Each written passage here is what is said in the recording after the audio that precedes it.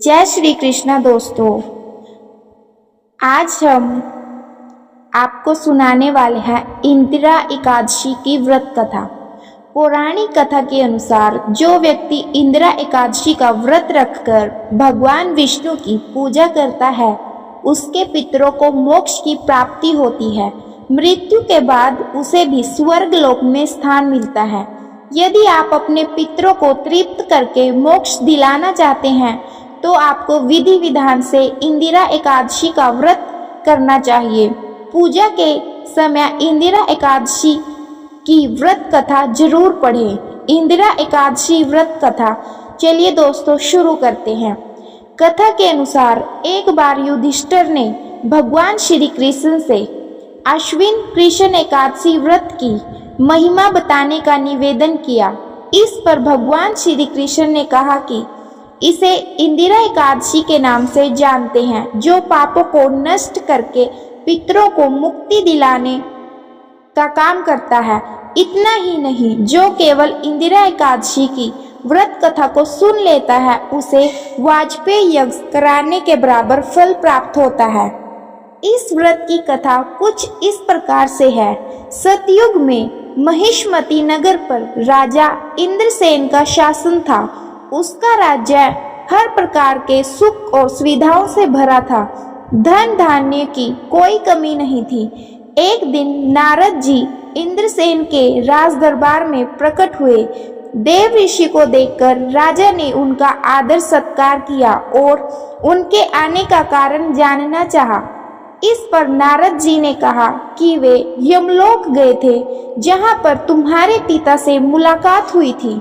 उन्होंने तुम्हारे लिए कुछ संदेश भेजा है। नारद जी ने इंद्रसेन को बताया कि वे एकादशी का व्रत करते थे, किसी कारणवश उसमें विघ्न पड़ गया। उसकी वजह से उनको यमलोक में यमराज के निकट समय काटना पड़ रहा है। यदि तुम चाहो तो इंदिरा एकादशी का व्रत विधि पूर्वक करो, जिससे उनको मुक्ति मिल सकती है और वे स्वर्ग में स्थान प्राप्त कर सकते हैं। इतना सुनकर राजा इंद्रसेन ने नारद जी से कहा कि आप इंदिरा एकादशी की व्रत विधि बताएं, उसके अनुसार ही वह व्रत करेगा।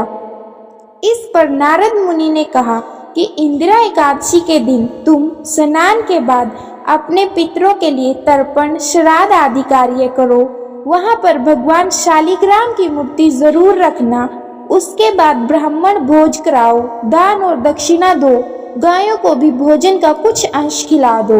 इसके बाद तुम भगवान ऋषिकेश की पूजा करो, फूल, अक्षत, धूप, दीप, नैवेद्य, फल आदि से। रात के समय में जागरण करना। उसके अगले दिन दैनिक क्रियाओं से निर्वृत्त होकर पूजा पाठ करो, ब्राह्मण भोजन, दान, दक्षिणा दो, फिर पारण करके व्रत को पूरा कर लो। नारद जी ने इंद्रसेन से कहा कि तुम विधि विधान से इंदिरा एकादशी का व्रत करोगे तो तुम्हारे पिता को अधोगति से मुक्ति मिल जाएगी, वे स्वर्ग लोक प्राप्त कर पाएंगे। इतना कहकर नारद जी वहां से चले गए। अश्विन कृष्ण एकादशी तिथि को इंदिरा एकादशी आई तो राजा ने नारद मुनि के बताए अनुसार व्रत और पूजन किया, दान और दक्षिणा देकर व्रत को पूरा किया। उस व्रत के पुण्य से उसके पिता को अधोगति से मुक्ति मिल गई और वे यमलोक से मुक्त होकर भगवान विष्णु के लोक चले गए। जब राजा इंद्रसेन की मृत्यु हुई तो उनको भी स्वर्ग लोक की प्राप्ति हुई। जय श्री कृष्णा दोस्तों।